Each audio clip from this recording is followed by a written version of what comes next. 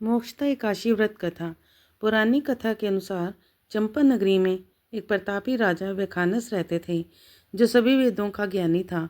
उनके प्रताप और अच्छे स्वभाव के कारण उनकी जनता हमेशा प्रसन्न रहती थी। एक दिन राजा ने सपने में देखा कि उनके पिता नरक में यातनाएं झेल रहे हैं। अपने इस सपने के बारे में उन्होंने अपनी पत्नी को बताया और कहा कि मैं यहाँ सुख से हूँ और मेरे पिता को इतना कष्ट है। इस पर राजा की पत्नी ने उन्हें आश्रम में जाने की सलाह दी। राजा जब आश्रम पहुँचे तो उन्होंने अनेक तपस्वियों को देखा। राजा ने ऋषियों से अपनी बात वहाँ मौजूद पर्वत मुनि को बताई। राजा ने कहा कि पिता ने मुझसे कहा कि पुत्र, मैं नरक में पड़ा हूँ और यहाँ से तुम मुझे मुक्त कराओ। जब से मैंने ये वचन पिता के मुख से सुने हैं, तब से मैं बहुत बेचैन हूँ। मैं बहुत ही अशांत महसूस कर रहा हूँ। मुझे इस राज्य, धन, पुत्र, स्त्री, घोड़े, हाथी आदि में कुछ भी सुख प्रतीत नहीं होता। ऐसे में क्या करूं? और अपनी परेशानी बताते हुए उनकी आंखों से आंसू आने लगे। आगे राजा ने कहा, हे ब्राह्मण देवताओं, इस स्वप्न के कारण इतना कष्ट पहुंच रहा है कि मेरा सारा शरीर जल रहा है।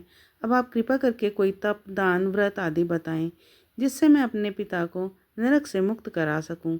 उस पुत्र का जीवन व्यर्थ है जो अपने माता पिता का उद्धार ना कर सके। एक उत्तम पुत्र जो अपने माता पिता तथा पूर्वजों का उद्धार करता है, वह 1000 मूर्ख पुत्रों से अच्छा है। तब ब्राह्मणों ने राजा से कहा, हे राजन, यहाँ पास ही भूत, भविष्य, वर्तमान के ज्ञाता पर्वत ऋषि का आश्रम है। आपकी समस्या का समाधान वे जरूर करेंगे। ऐसे में राजा पर्वत ऋषि के आश्रम में पहुँचे। राजा ने आश्रम में देखा कि अनेक शांत चित्त योगी और मुनि तपस्या कर रहे थे।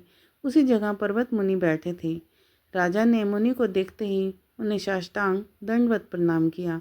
मुनि ने राजा से सांगोपांग कुशल पूछी।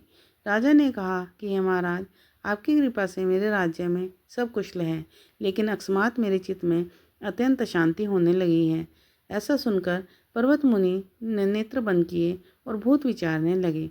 इसके बाद पर्वत मुनि ने सारा सच जाना और राजा को कहा कि तुम एक पुण्य आत्मा हो, जो अपने पिता के लिए इतने परेशान हो, लेकिन इसकी बिल्कुल भी ज़रूरत नहीं है, क्योंकि तुम्हारे पिता ने अपने कर्मों का फल भोग रहे हैं। तुम्हारे पिता ने तुम्हारी माता को बहुत यातनाएं दी हैं, इसी के कारण उन्हें नरक भोगना पड़ रहा है।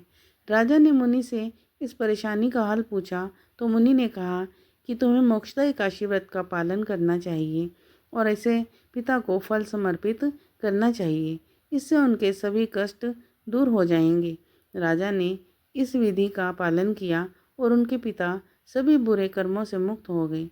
स्वर्ग में जाते हुए राजा ने अपने पुत्र से कहा कि हे पुत्र, तेरा कल्याण हो। शास्त्रों के अनुसार मार्गशीर्ष मास की शुक्ल पक्ष की मोक्षा एकादशी का जो व्रत करते हैं, उसे हर तरह के पाप नष्ट हो जाते हैं। इसके साथ ही मोक्ष की प्राप्ति होती है। इस कथा को पढ़ने या सुनने से वाजपेयी यज्ञ का फल मिलता है। ये व्रत मोक्ष देने वाला तथा चिंतामणि के समान सब कामनाएं पूर्ण करने वाला है। मोक्षदा एकादशी व्रत सभी पापों का नाश करता है और मृत्यु के बाद मोक्ष दिलाता है, जिससे पूर्व जन्म के बंधन से मुक्ति मिलती है। मोक्षदा एकादशी व्रत के पुण्य को पितरों को समर्पित करना, उससे उन्हें मोक्ष मिलता है और उन्हें नरक से मुक्ति मिलती है। मोक्षदा एकादशी पर भगवान विष्णु की पूजा और व्रत रखने से जीवन में सुख शांति बनी रहती है और समृद्धि आती है।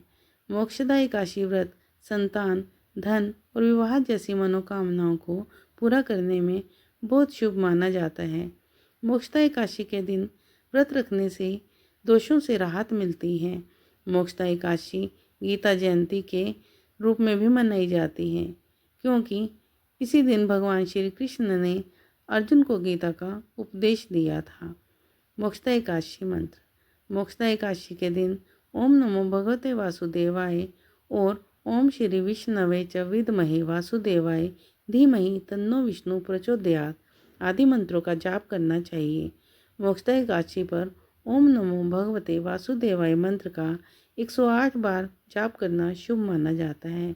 ओम नमो नारायणम।